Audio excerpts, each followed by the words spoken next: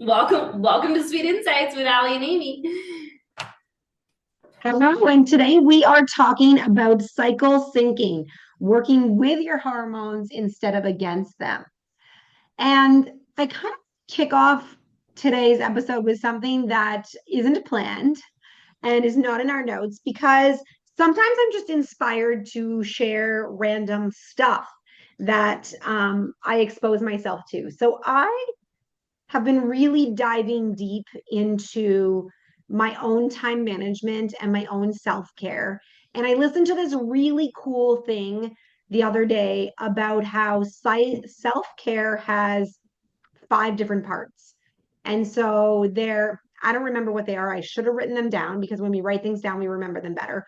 But it talked about like your like mental health, like your physical health, your like so different self-care in each of the different areas. And it got me really to thinking. And somehow I landed on a YouTube video that gave me an analogy that really, really landed on me of why sometimes it is harder some days to put myself first than other days. And I think this is going to be something really good for each of us as well as our listeners. And so think about this, Amy. Mhm. If you had like maybe a neighbor or somebody, you don't really like them, like they're not like, your favorite person. I even challenge to say maybe you hate them, but they needed a favor from you. And you're like a decent, kind, giving human being. So you're probably going to be like, you know what, I'm happy to help you out because you're just like that, right?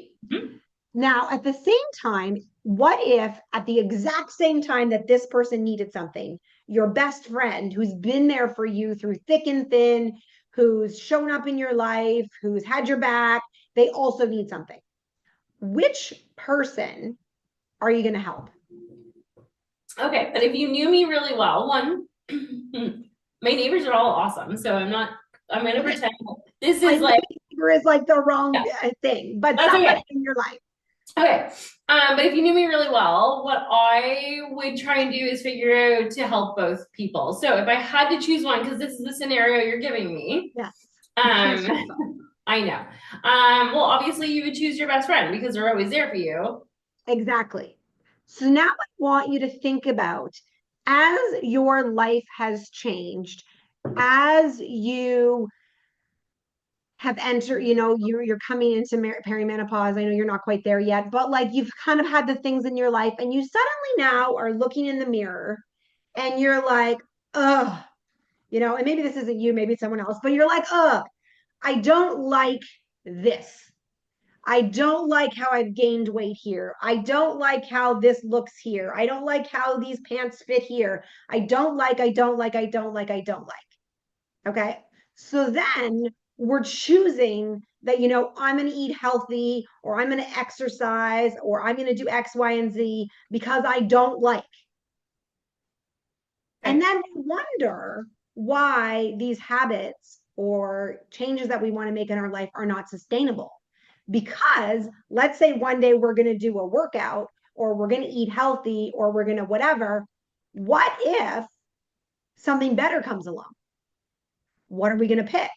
We're going to pick the better thing. But what if we looked in the mirror and we said, I love myself so much that I'm going to prioritize me so I can feel like and be my best self. And if we pour that kind of love into the change that we want and into ourselves, we would be more likely to pick ourselves over the other thing that's tempting us. Absolutely. So that is my little random fact that I came across this week that I thought was pretty cool. And so I wanted to share it with you. And now we can move on and dive into cycle syncing. So I don't know how many people know what cycle syncing is. Yeah, I think that if you just said that, people may not. I mean, I feel like the majority of female population who have gone through a cycle and understand may know more, but I don't know that either younger females or males would understand what you're saying when you say cycle syncing, and maybe females that are in an environment where they don't have many people around them, like not lots of women or children or anything, maybe they wouldn't know.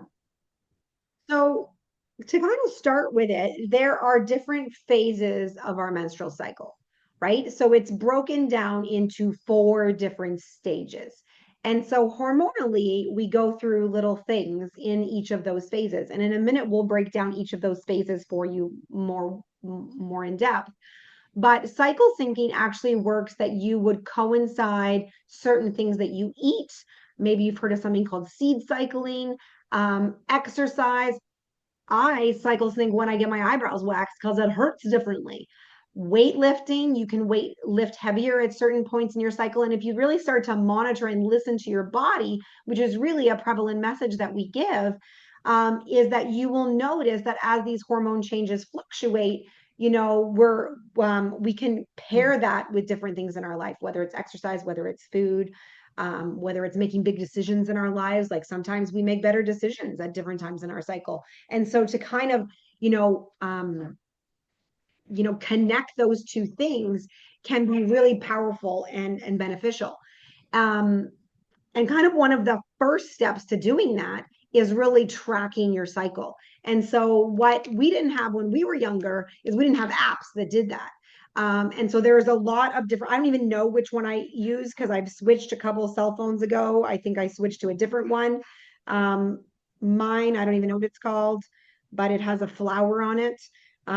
There's one called Flow. I don't even think the one I use is called Flow. Mine has this really cute um, Koala? koala, and I really like him. I don't know why, but the koala makes me happy. And so it tells you, what the different phases are. It tells you how many days left until your period's coming. And so you can monitor within the app how you're feeling, emotions, symptoms, those kind of things. So I encourage everyone, if you aren't using an app, get on the app. And I don't use an app and I've never needed an app, but when I was younger, it would have been very cool to have. And recently, just for the purpose of our podcast, I downloaded Flow. So just because it had some information and it specifically said about understanding perimenopause. So for the purpose of scientific reasoning, I have An experiment. right. And what happens is that I found that I wasn't really paying attention, that my cycles were getting closer together. And Okay. my cycles were always 31 days, 31 days, 31 days. So I never tracked it in an app. And then suddenly I was like, where are you coming from? Like, what is going on? And when I first started having hot flashes, I was able to see that they were literally happening 10 days. I would have a hot flash and I would go to my app and be like, how many days till my period comes? And over months, I realized it was exactly on the 10-day mark, 10-day mark, 10-day mark. And so that helped me to identify some of those patterns. And so you kind of take the brains out of it by using the app, and it's kind of nice that way. And when I went to the doctors and they were like, well, how long is your cycle? I'm like, oh, it's 31 days, it's 31 days. And I just naturally said that because that's what it always was my entire life. And then I started looking at the app and I was like, it's not 31 days anymore. Like, so then that was significant, feedback for me to be like, oh, I just assumed it was still the same, and it's not. Okay, so why don't you tell us about the first of the four phases of your So menstrual cycle? your menstrual phase, which is typically days 1 through 5, estrogen, progesterone are low. This is when warming foods like soups or, well, you have items like iron-rich foods, leafy greens, and red meat, but I would argue like warming foods instead of soups. I would be like pasta.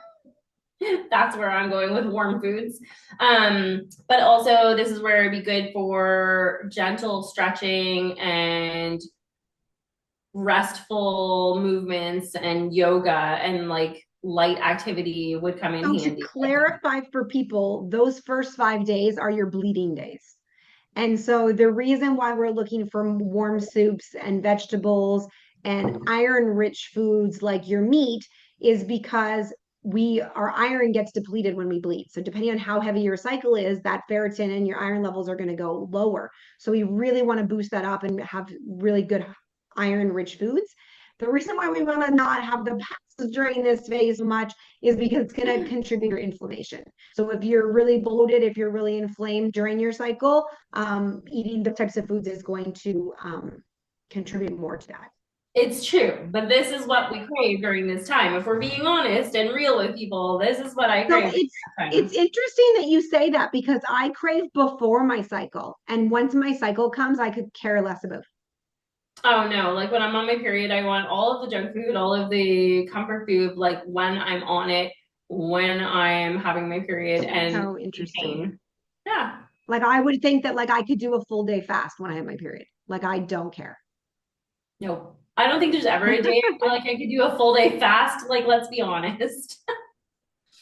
Okay. I love you. Okay.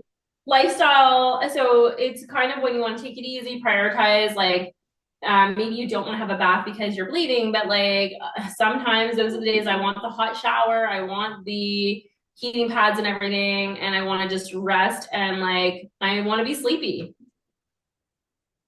If you've ever read the book The Red Tent, that is the whole concept, right? Women would go and congregate together, and it was a relaxing, resting time during this phase. And so the next phase is the follicle phase, which is day 6 to day 14. And it's when your estrogen levels start to rise. So this is a great time to incorporate fresh veggies, lean proteins, and light grains. This is the time that you're more energized.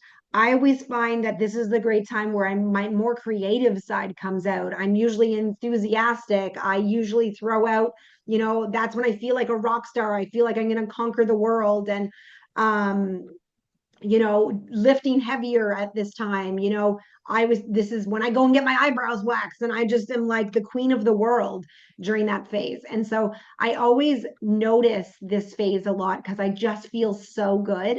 And I always remind myself that if I'm on like a different phase, that I remind myself that that phase is coming back. Like it's kind of that whoosh. Um, yeah. That's funny. I never relate. I don't think for me I can't pin it down to days 6 to 14 for You're me. going to have to watch because you haven't been tracking. I think you're going to start But to notice. but I mean, like, no, I guess what I'm saying is I feel like that a lot of the time. So days like 1 through 30, like I feel, well, 28, I guess, but like I feel like But I that. think that it's almost like it's like, how you're someone who's always busy? It's Yeah. like your ability to handle the busier that week is easier. And Like you're I can't, probably more productive yeah. and get more done than you do in the other weeks. So, but the thing for me is I wouldn't be able to track it anyway because I haven't had a period for a long time. So I wouldn't really know. I'd have to like kind of really listen to my cycle to figure out where I am because I don't know, which is another reason I don't use an app. So I don't know. It's very sporadic and random. And if I do have a period, it's usually because yeah. See, And if that's why. So I, your patterns will be different.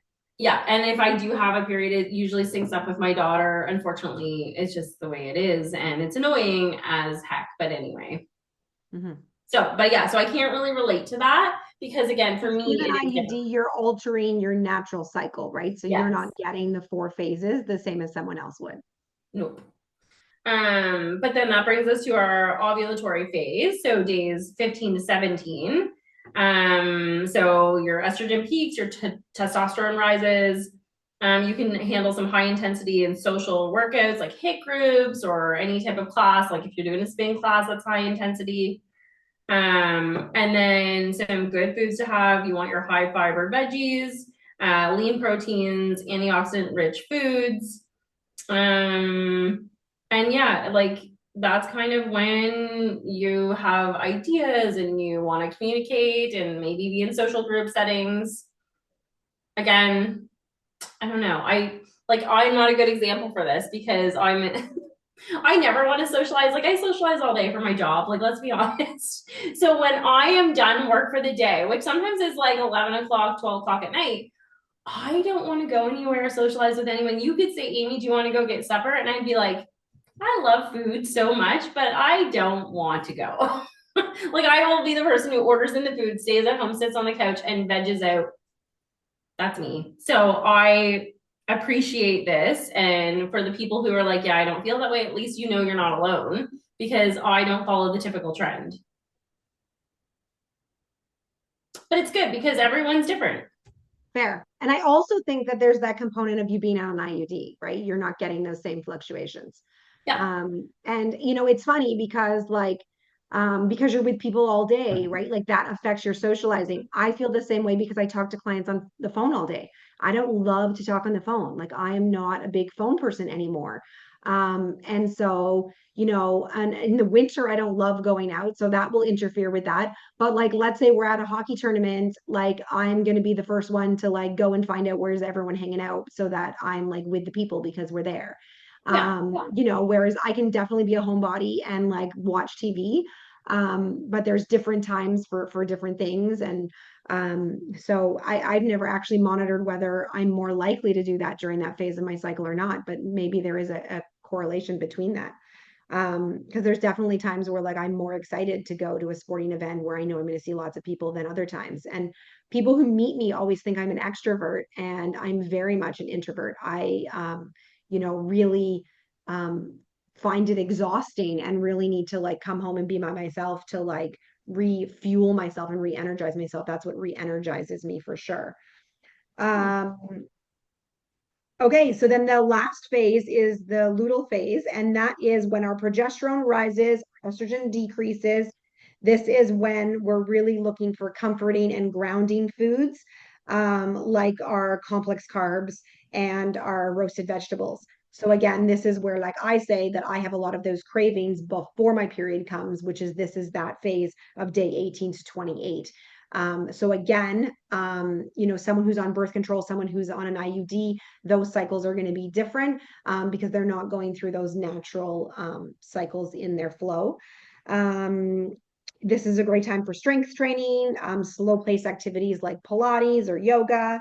It's kind of the winding down time of projects, finishing things that are off your list before that kind of rest period of your period comes into play. That's kind of how like cycle syncing works of kind of honoring that cycle period, right? And so honoring that, like, you might feel different ways, you might have different strengths during different phases of your cycle because that's always altering things.